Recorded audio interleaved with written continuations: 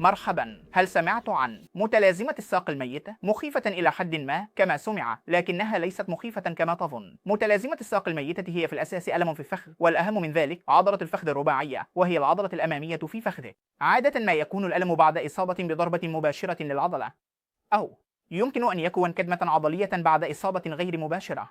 ما هي الأسباب التي تؤدي إلى ذلك؟